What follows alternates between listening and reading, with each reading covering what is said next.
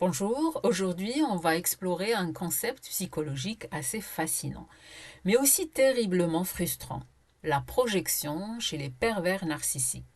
Si tu as déjà eu l'impression de te retrouver accusé de quelque chose que tu n'as pas fait, ou d'avoir des défauts qu'on te colle alors que tu sais très bien que ce ne sont pas les tiens, reste bien accroché parce qu'on va plonger dans les coulisses de ce mécanisme manipulateur. La projection, c'est un peu comme une arnaque mentale.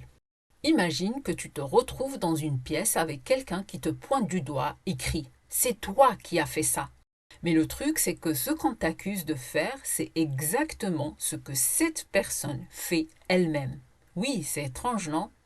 La projection, c'est quand une personne, souvent un pervers narcissique, va prendre ses propres défauts, ses peurs ou ses erreurs et les transférer sur quelqu'un d'autre, généralement sa victime. C'est une stratégie de défense inconsciente, un mécanisme de défense psychologique. Les projections permettent de nier les aspects de soi que l'on ne peut pas accepter. Alors, pourquoi faire ça? C'est simple.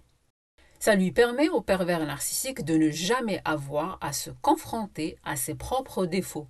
Plutôt que d'admettre qu'il a agi de façon égoïste, de manière irrespectueuse ou qu'il a fait une erreur, le pervers narcissique préfère tout balancer sur sa victime. Il te fait porter le chapeau pour que lui, il puisse rester impeccable dans sa petite bulle de perfection.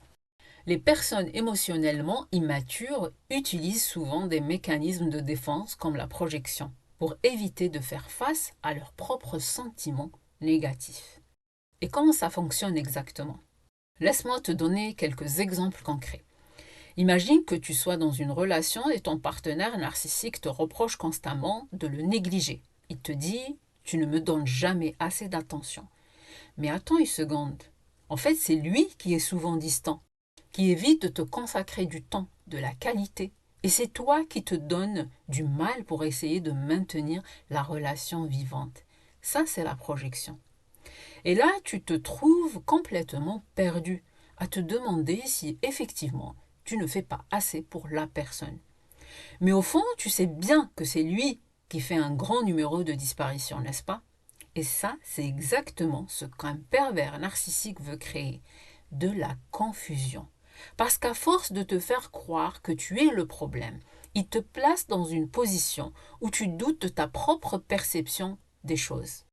Elisabeth Kubler-Ross, psychiatre et psychologue, explique que lorsque la victime est confrontée à ces contradictions fréquentes, elle devient totalement confuse, ce qui finit par altérer sa réalité. La projection, c'est aussi un moyen pour le pervers narcissique de fuir la responsabilité, parce qu'au lieu de regarder en lui-même, de se remettre en question, il préfère tout rejeter sur toi. Et devine quoi? Le pervers narcissique ne se remet jamais en question. Et il te fait toujours sentir coupable. Parfois, ça va même plus loin. Par exemple, si le narcissique a été méchant ou blessant, il va peut-être te dire: tu sais, c'est toi qui me rends comme ça. Si tu n'étais pas aussi sensible, je ne réagirais pas de cette manière. Ou bien il te dit: c'est à cause de toi que je me suis emporté. Mais attention, si tu es la victime de ce type de manipulation, la première chose que tu dois comprendre, c'est que ce n'est pas de ta faute. Le pervers narcissique essaie de te faire porter ses erreurs. Et c'est là tout le piège. La projection, c'est une façon pour lui de manipuler et surtout d'éviter de confronter ses propres imperfections. Lorsqu'une personne utilise des projections, elle empêche l'autre de comprendre ses besoins réels et transforme généralement la communication en accusation. Mais la bonne nouvelle, c'est que tu peux briser ce cycle. Prendre du recul et reconnaître cette manipulation est déjà une victoire. Quand quelqu'un te projette ses défauts, ce n'est pas à toi de t'excuser ou de changer pour lui. C'est à lui de se remettre en question. Tu mérites d'être dans une relation où tes émotions sont respectées et validées, pas dans des relations où tu te sens constamment attaqué pour des choses que tu n'as même pas faites. Ce que nous résistons persiste et ce que nous acceptons nous transforme. Accepte que cette projection n'est pas de ta responsabilité, c'est déjà un premier pas pour te libérer.